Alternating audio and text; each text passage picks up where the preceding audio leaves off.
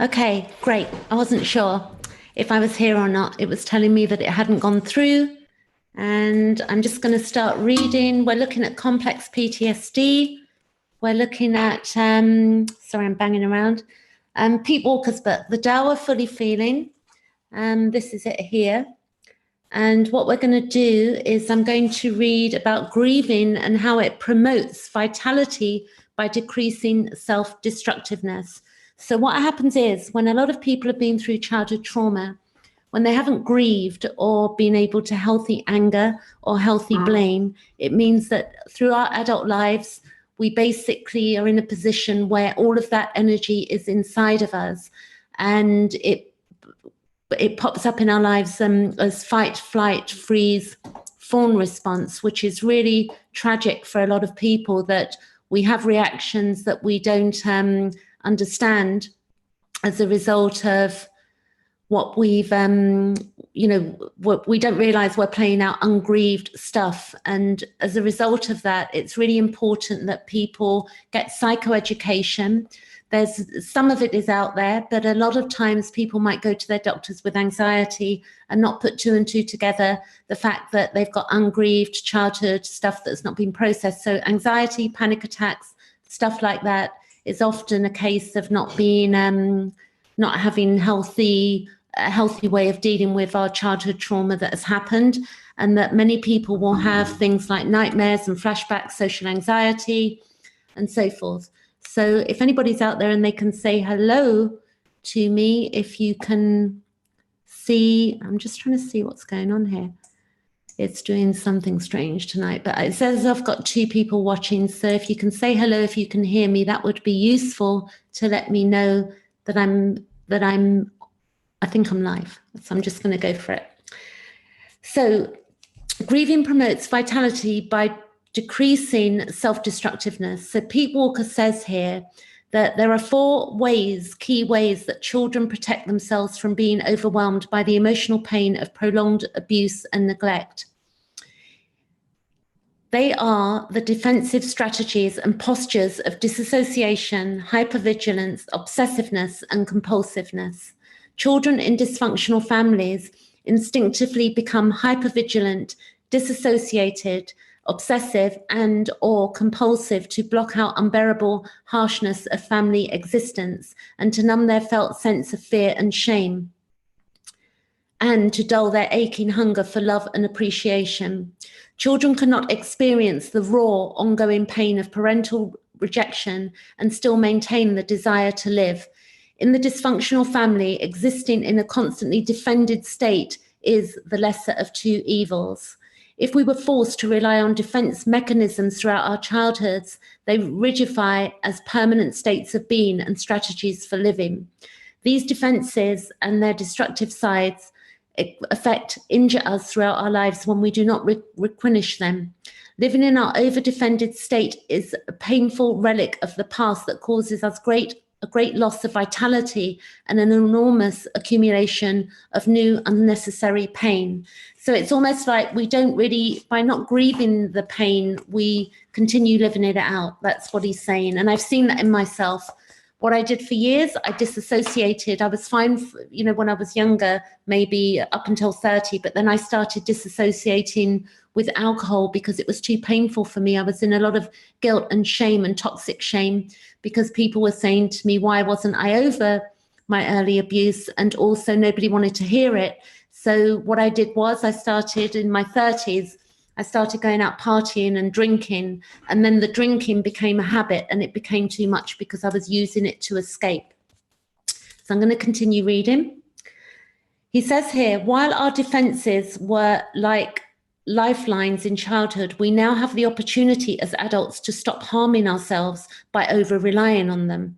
Our habitation to our defenses causes us to accept them as normal ways of being and leaves us obvious to their harmful effects. So for me, it was alcohol and smoking cigarettes, and also codependent relationships as well. That's another harmful thing for us. It says here, this chapter identifies the characteristics of excessive disassociation, hypervigilance, obsessiveness, and compulsiveness to help us recognize and replenish unnecessary defendedness. The goal of recovery, however, is not the complete elimination of our defenses. There will always be occasions when our defense postures healthily serve us. As we can subsequently see, recovery aims rather at giving us the choice to be undefended in safe situations so that we are not insulated from the emotional love that can now be had in real intimacy. So it's very hard for people who've been through abuse, sexual abuse, violence, or verbal abuse as children to allow intimacy into their lives. He says progress in recovery then is generally reflected in spending less time disassociated, hypervigilant, obsessive or compulsive, and more time relaxed and spontaneously engaged with life. So that's the goal. The goal is that we get healthier in our reactions and we begin to meet our own needs, and we live in a more flowing way, which is joyful. But it's very difficult when we start this path because we don't know what the hell is going on. I had no idea that I was having flashbacks, and I had no idea that the anger that I felt and the resentment and the pain that I was feeling, I had no idea of the depth of it. And it was only when I began working on it and getting psycho-educated and reading Pete Walker's work and having therapy that I began to understand the depths of what I was dealing with. Okay, continuing reading. He says disassociation, and Rollo May here says something, he says, when a person continually faces danger he is powerless to overcome, his final line of defense is at last to avoid even feeling the danger. So that can go into withdrawal from society and social anxiety. He says, disassociation is the psychic defense mechanism by which we instinctively blunt out our awareness to harsh or undesirable realities. Disassociation defends us from being over-impacted by internal or external circumstances that are too painful or unpleasant to apprehend. When we are disassociated, we unconsciously remove part or all of our awareness from the immediate reality. Disassociation, like other defenses, is not all or none phenomenon. Most of us vary in our degree and frequency of being disassociated. I mean, people who've not been through abuse disassociate as well, but it can be that, the more abuse there was, the more disassociation's gone on because it was formed as a habit in childhood to feel safe. He says that mild disassociation manifests as an innocuous absent-mindedness. Most of us periodically disassociate while listening and suddenly realize we haven't registered what was just said. We all do that. I find that when I listen to Audible books that sometimes I'm listening. I'm finding I'm better reading now because when I'm listening to Audible books, I'm having to stop and go back because, the mind goes somewhere else for a minute, and then I'm, basically spending more time listening than it would be quicker for me to read. So he continues, my first psychology teacher described this as our tendency to wander off on a 30-second mental trip. Daydreaming is another name for these disassociating mental trips, and daydreaming is actually a healthy psychic mechanism when it is not excessive or does not interfere with normal life functioning. In moderation, daydreaming is a delightful form of entertainment, an important part of creativity, and a direct channel into the deepest levels of intuition. He says here that, as W.H. Auden wrote, I'm going to read, he says, human beings are by nature actors who cannot become something until they have first pretended to be it. So you might see that in life, that we decide we're going to be a particular way or have a particular quality, but we first think it before we become it. He says here, sleep is also a healthy form of dissociation unless it is excessive. Those who cannot stay awake when they are physically well rested sometimes become groggy as they dissociate to avoid something they don't want to face. I mean, some of us become instantly drowsy whenever our feelings are stirred up and threaten to emerge into consciousness. If you've got any questions, you can always, do feel free to ask. I'm here to help people. So, I'm here, and anything that I say, I'm happy to, take it, go deeper into it if anything's not understood here. Disassociation is also commonly experienced as dullness, fogginess, or being in a daze. A motorist who drives past his usual freeway is often disassociating. So is the reader who suddenly realizes she has no idea what the last paragraph that she read. Many accidents are also caused by this level of disassociation. They occur when we are not present enough to notice this branch we are about to walk into, or the car that has suddenly stopped in front of us. A deeper form of disassociation occurs when we appear spaced out, as if we are off in another world, or as if the lights are on but nobody's home. Disassociation is especially problematic when it includes unpleasant sensations of confusion, unreality, and disorientation. When the onset of such intense dissociative symptoms is sudden and abrupt, we may feel faint and dizzy, as if we were spinning out of control and losing our normal sense of reality. The most intense forms of disassociation are shock, coma, and amnesia. When a trauma is too overwhelming to endure, awareness is automatically and completely withdrawn from consciousness. The prodigious amount of physical pain caused by a serious car accident often sends the victim into shock. If his injuries are massive, he may become comatose. Amnesia is also a dissociative response to trauma. Most children become at least primarily amnesic when they suffer severe ongoing abuse. In overly traumatic times, they disassociate so far away from their immediate reality that they don't perceive what is directly before them. So I've experienced that when you go through abuse, verbal abuse, sexual abuse, violence abuse, you learn to disassociate because it feels safer. It's almost like you can be out of your body, floating above the situation. It's quite, it's like a splitting off from what's actually going on to feel safe. He says here, in amnesia is also, I've just read this bit, but I'm going to read it again. Amnesia is also a dissociative response to trauma. Most children become at least primarily amnesic when they suffer severe ongoing abuse. In overly traumatic times, they disassociate so far away from their immediate reality that they don't perceive what is directly before them. Perhaps you have seen pictures of broken, hollow-eyed children who seem to be no longer behind their eyes. And you might see that, with them children that are starving and they've got no food. You can see that hollow, phased out look. And many children that have been through abuse as children also have that. They've had that. I can relate to that myself very much. He says here that maybe the mechanism in our brain that registers and records what we see doesn't operate during our greatest traumas. I can vividly remember how my poor scapegoated sister would get a vacant, faraway look in her eyes whenever my rage-aholic father helped her with her homework. Traumatized by his punishing methods, her attention dissolved so thoroughly she couldn't possibly attend to his instruction. At 10, this girl, who later recovered enough to pursue her doctorate, could not correctly answer how much is 5 plus 6, or any other question hurled at by my father.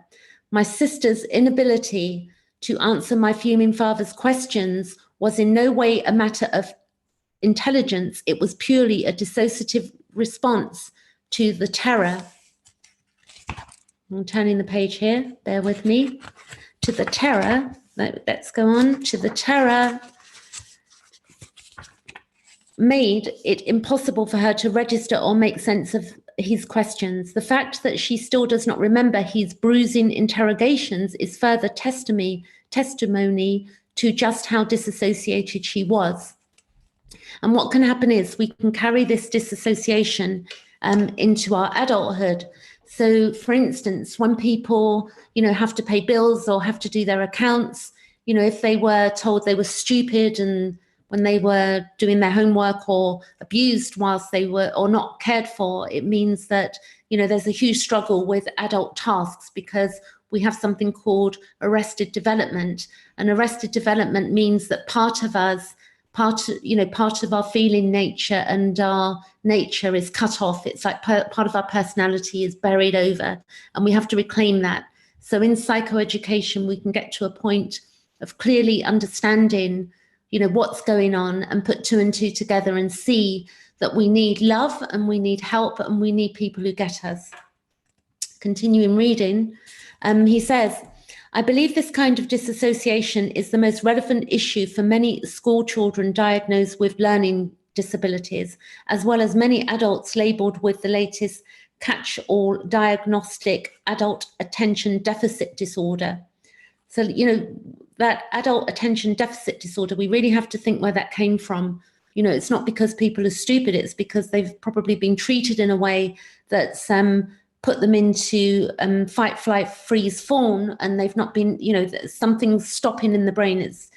And that can be healed, that part of us. He says here, I think research would show that many of these individuals suffer from abnormal, if that's correct, parenting, and are so overwhelmed by pain and fear that they cannot stay present in normal consciousness long enough to learn effectively. Moreover, I know many survivors whose recovery work has allowed them to reclaim their native intelligence, transcend their miserable school histories, and finally achieve a scholastic and professional success. And, I see myself as one of those people, because I ended up, regardless of what I went through, I had a business for 29 years and I was highly successful in that. And now I'm helping people with similar trauma that I've been through. That's what I'm doing. And, great at reading books like Carl Jung and stuff like that. It's like I've got I'm not bigging myself up here, but I've got a great mind. And, it could have been so easily that I never discovered that because of the way I was treated. Disassociation protects us in childhood from absorbing the full toxicity of our destructive parental messages. Letting our parents' diatribes go in one ear and out the other is a healthy response to an unhealthy situation. Disassociation also allows children to stay physically present around trauma without fully experiencing it. Some children anesthetize themselves to go thoroughly with dissociation that they feel like little or no pain during beatings. This is another reason why we customarily minimize our parents' violence. So, there's all of this saying it wasn't that bad and they had it bad, and, that it's normal to beat children and verbally, be aggressive to children or sexually abuse children is not that bad. It's a load of bull. I don't know where this comes from, but society needs to snap out of the belief that it's okay to go around abusing verbally and beating children or slapping them or whatever else people do. There can be a great argument for that because some people think it's okay and it's normal, but I'm not one of those people that believe it is. And I'm sure that many healthy people, and particularly people who have been abused, know that it's not helpful. He goes on to say that many of us glibly dismiss the fact that we were repeatedly whipped on our bare buttocks with a belt or a switch or a huge taut adult hand. I bet we would howl in agony and tremble in fear now when we are not so disassociated if we were flogged in the same way by someone of proportionate size and strength. So an example, if that happened to us now as an adult, we would completely freak out. We wouldn't just sit there and disassociate. And children, unfortunately, we've got no choice. We just have to take whatever's coming at us from adults, and generally parents, aunts, uncles, and such like. For people that were in children's homes, I was in children's homes for a short period of time also, where sexual abuse goes on under government care. This is a very fascinating subject. Under government care and in religious spheres like the churches, there's some funny stuff going on out there that needs to, not funny, but, really weird stuff. And it's so much of it is not reported. So, and part of me speaking up is being a voice for everybody that has not been heard. So he says, also, here is the final observation on the mechanics of disassociation.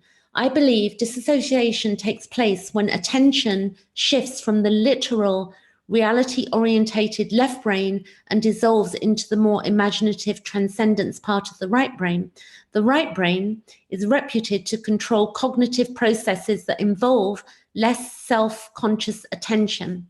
So the left brain is our analytical side, the numbers and how we're going to, what we're going to eat and stuff like that. And then partly actually, also, I think what we're going to eat is going to be right brain as well, which is our creative side, our creative imagination. But, it's interesting how we use different parts of the brain in its totality when we've been, we're either switching off or we're disassociating as well. He says here, these range from addictive imagination to spontaneous daydreaming, to deep unself-conscious states of meditation, to the temporary extinction of self-awareness in sleep. Disassociation then seems to be our reflex to retreat into a deeply oblivious part of the right brain when we are helpless in the face of harsh reality. So I can see 4 people watching. I don't know who it is, so I don't see who's watching, but whoever's watching, I hope this is useful to you. I'm going to continue reading. This chapter is probably going to be read over 2 nights, but it's good stuff, this book, The Tao of Fully Feeling by Pete Walker, who also wrote the Complex PTSD from Surviving to Thriving. So he says here, everything in moderation, including defendedness. He says here, if we were seriously hurt by our parents, we may be adult children who still over rely on disassociation, while effective grieving often automatically decreases unnecessary disassociation. Ridding ourselves of this defense is not an all or none issue.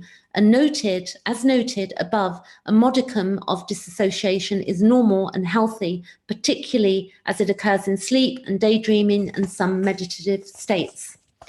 Disassociation is also a natural, invaluable response to sudden, intense hurt in the face of severe trauma. We are fortunate if we can retreat into some degree of shock. Now I'm going to actually stop there and say something. There's a guy called Peter Levine who shows how animals in the wild, and I'll find the link and I'll pin it in the box below.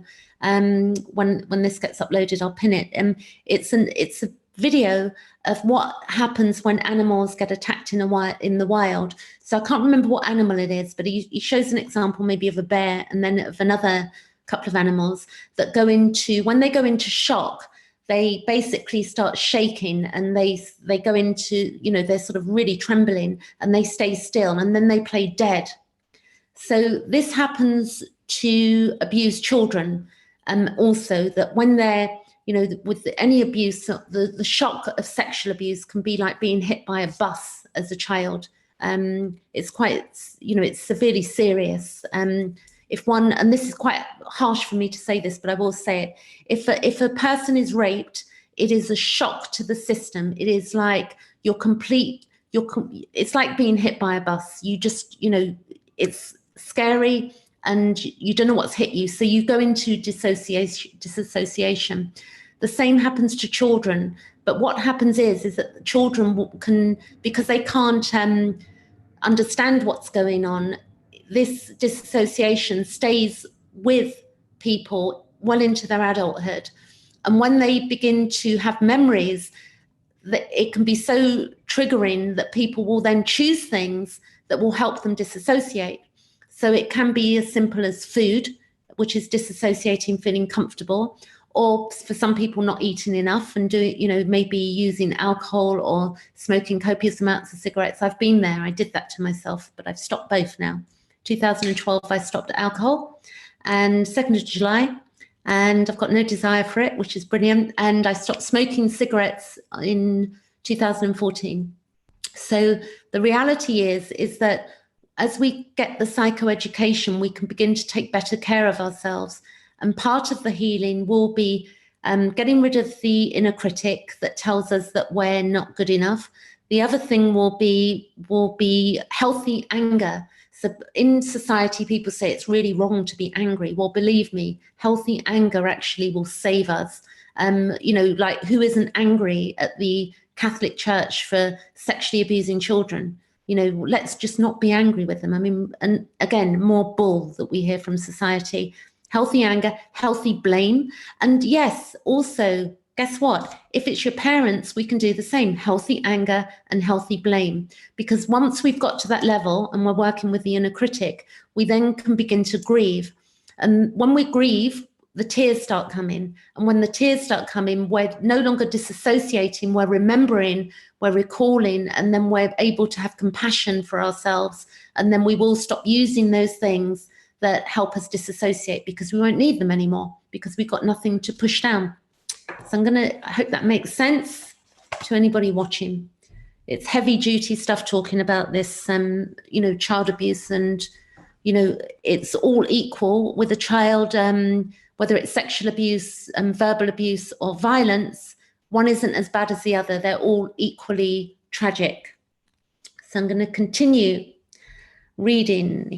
So I think I read to, okay, I might have read this bit. If I have, but I'm going to go for it. He says, everything in moderation, including defendedness. And I have, but he says, if we were seriously hurt by our parents, we may, as adult children who still over rely on disassociation, while effective grieving often automatically decreases unnecessary disassociation, ridding ourselves of this defense is not an all or none matter or issue. As noted above, a modicum of disassociation is normal and healthy, particularly if it occurs sleep, daydreaming, and sometimes meditative. It's like if we go on holiday and we're looking at the beach, we'll go off into our own la-la land, which is really lovely. You know, it's a beautiful thing. But disassociation is also natural, invaluable response to sudden intense hurt. I have read this, but it's useful. I'm reading this bit again. In the face of severe trauma, we are fortunate if we can retreat into some degree of shock. I wish I could learn to disassociate in the dentist chair, as an example. During particularly brutal dental procedures in the past, I relied on the nitrous oxide to help me disassociate. Unfortunately, many people become dependent on drugs in their efforts to avoid pain. And people use alcohol, and this is not judgment because I've done this myself. People use alcohol, marijuana, tranquilizers, and opiates are widely used to disassociate from pain. Dissociative shock is also natural, helpful response to the death or loss of someone we deeply love. So the body will do this naturally. And as I just pointed out with the animals in the wild, if, you know, like they're attacked by a tiger or something, they'll play dead because it's, it's survival. That's a survival mechanism. And then he says, dissociative shock is also a natural, helpful response to the death or loss of someone we deeply love. When we lose someone we cherish, our pain is so monumental, we would be completely devastated if we could not disassociate. People who cannot disassociate at such moments are flooded with pain that they become incapacitated and sometimes deteriorate into madness or suicide. This is why it is normal to feel numb when we first hear about the death of a loved one or our parents without warning that they are leaving us. So I remember when I was dropped off at social services as a child and left to go into a children's home, and nobody explained to me what was really going on. And I remember being left there with my siblings. I mean, if that isn't a shock to the system, I don't know what is. I think people getting to a point of being, up front with each other and being able to speak our truth in a gentle, loving way. I know it's not always possible, but to really be able to say how we feel about things. And it's not always possible, but the healthier we get, I think we're able to, just go that little bit deeper and say, it's okay that I need to say this to someone instead of living in fear. Then we've got, it takes time to digest the overwhelming hurt of our devastating losses. They beget so much grief that effective mourning requires many sessions of feeling and emoting our pain. Temporary disassociation is a healthy release from overlong immersions in grief in the early stages of mourning, when the relief brought by grieving is sometimes too hard to find. The accumulated grief from childhood losses is far many the greatest grief of all. far greater than that of any particular tragic loss in the present. This grief amassed daily for many years during the constant wounding and hacking away at our real selves. And it's funny, often, you know, when this goes on, it's like the people who are doing it, they don't see children as being real. It's like, how can people, you know, sort of just separate children from themselves and abuse them and not realize that those children are human beings and people? It's really strange. Again, I can't help but say that word. It is very strange. During my first night of the soul, I frequently felt like I had been born in a rainforest and was clear-cut to the size of trees on an urban block. At that time, it was sometimes a blessed relief to use the television to zone out and disassociate for a few hours. Without the ability to mobilize defense mechanisms like disassociation, survivors cannot embrace a long-term grieving process. Some severely traumatized individuals are unable to reinvoke defensive strategies once they uncover their reservoirs of childhood pain. Without the buoy of disassociation, these adult children cannot gradually process their grief without drowning in it. So I went through a stage where I really drowned in my grief. I spent a year and a half after having a breakdown. I spent a year and a half literally spending a lot of time sleeping, and you know, the grieving was probably the best part of the thing I did, because I've got a great relationship with my inner child now, and I'm very highly protective of her, and that relationship is ongoing. It's like when I catch myself with my inner critic giving myself hell, thinking that there's something wrong with me, or I'm not good enough, or I'm not qualified enough, or, you know, I should be somewhere else. That I allow it, maybe it happens momentary, but I quickly remind myself. I say, hey, you know, I'm not battering myself.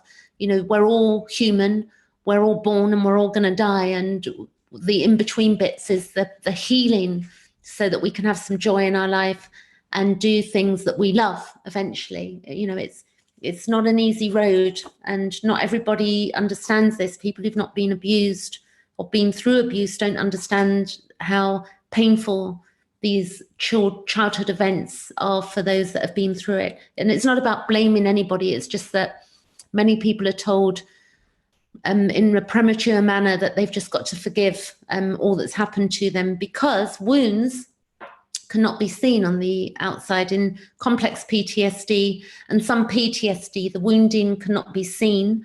Some of the PTS wounding can be seen, like in, you know, the veterans that have been at war. We can see it with children that are starving in some countries. You know, they're clearly, you know, it's extreme trauma that people are going through. So I'm going to continue reading. He says here, it takes time. He says here, the accumulated grief from childhood losses is for many the greatest grief of all, far greater than that of any particular tragic loss in the present. This grief amassed daily for many, many years during the constant wounding and hacking away of our real selves. During my first, I've already read this, do forgive me. He says, during my first dark night of the soul, I frequently felt I had been born in a rainforest and was clear-cut to the size of trees on an urban block. Then he says, without the ability to mobilize defense mechanisms like dissociation, survivors cannot embrace a long-term grieving process. So we've got to remember that to embrace the grieving process, we first have to fully remember, you know, what happened to us, and we have to stop downplaying it. And then we have to get to verbally ventilate with people and friends that understand us, if at all possible. Therapy is another thing. And I've got therapy now for another, I've had a year and a half, and I'm halfway through, and it's been a brilliant thing for me. It's psychoanalysis. So that's not something all people can afford. In the UK, we have an NHS, which means that everybody pays tax, and this it's a free service. But in the USA, I know it's much harder for people to get the proper care and attention they need. And thankfully, in the UK, they do have that system. But there was a 9-month waiting list, but I stuck with it because I knew that in my helping others and my own psychoeducation, that I had to know myself and deal with my own shadow side and in order to help and fully understand others, because we need to heal, and we're always a work in progress. So I think that's it for today. What I'm going to do, let me see what's on the next page. Right, actually, I'm just going to finish a little bit more here, and then I'll continue with the rest tomorrow. He goes on. He says, although almost everyone in recovery sometimes feels like they are drowning in their pain, it is highly unlikely that anyone who has read this far is among the small percentage of people who cannot open to their grief. Those who cannot manage grieving usually sense it on such a deep level that they shun books that encourage childhood exploration. He says, most recoveries must weather occasional experiences of feeling overwhelming grief in order to achieve significant recovery. Feeling overwhelmed was a major part of early childhood wounding. So what goes on when you grieve as an adult, you're basically, the stuff that you didn't feel as a child, you're feeling it as an adult. You're grieving, you're crying out your losses. And the good news is when you do it as an adult, when you're grieving and you're crying what hurt, you haven't got any adult or parent to tell you to stop crying, or, you know, telling you to shut up and that you should, you know, that you're not allowed those emotions. So we won't go backwards. That's the thing. We're going forwards. That's the plan. And this is why I'm reading this stuff, so that we can get past, you know, the worst of the worst. He says, feeling overwhelmed was a major part of early childhood wounding. We need to re-experience our intense feelings of abandonment to find our own sorely needed compassion for those tragic years of our lives, as Carl Jung said. And Carl Jung, to me, is the best ever. Psychoanalysis exists partly due to Carl Jung and Freud, but Carl Jung is more, touches me on the level of the soul.